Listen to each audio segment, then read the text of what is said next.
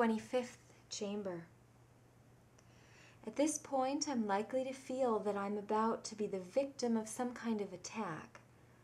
Perhaps hunters, or a killer who's after me, or a coven of evil witches trying to destroy me with electrical spells, or federal and other espionage agents closing in on me, or the boogeyman waiting behind some door or in a back corner to gobble me up.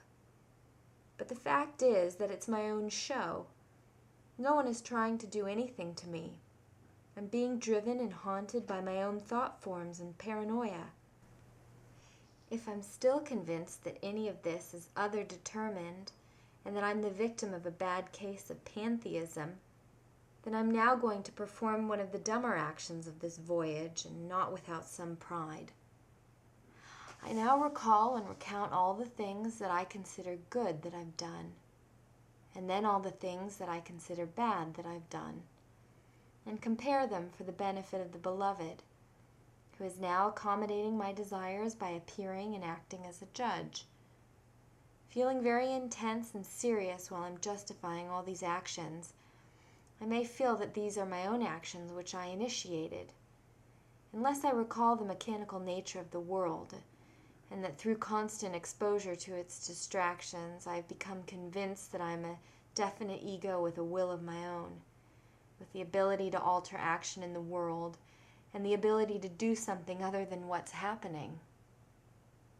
The beloved will now be pretty threatening to me, gently inquiring if anything's wrong. I'll shake and shiver. I'm sure I've done something wrong. I know that if I am too egotistical to admit cleanly and clearly that I'm afraid and don't know what's going on, I'll be compelled to go through the next little drama. I'll protest that I haven't done anything wrong, and then suddenly all the things I consider to have been wrong actions that I've taken will appear. All my fears are now about to come true. That old eternal buddy, the beloved, is suddenly going to accommodate my present impression by assuming the form, feeling, and visage of the Lord of Death, the monkey man, the gorilla my dreams, the crazy clown. We look into the mirror or the fire, however I see the cosmic computer, and it points out that I need some punishment, which I've known all along. At this point, I'm going to get exactly what I expected. If at this point I realize that this is just my expectation and that my karmic tendencies are bringing all this about, then I could be spontaneously liberated right here and now. If, on the other hand, I am really heavily identified with this drama, then the next step is inevitable.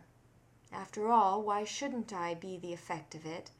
Isn't this what I've been doing to others all this time? The monkey man is going to tie me up with rope made of my own guts and drag me around.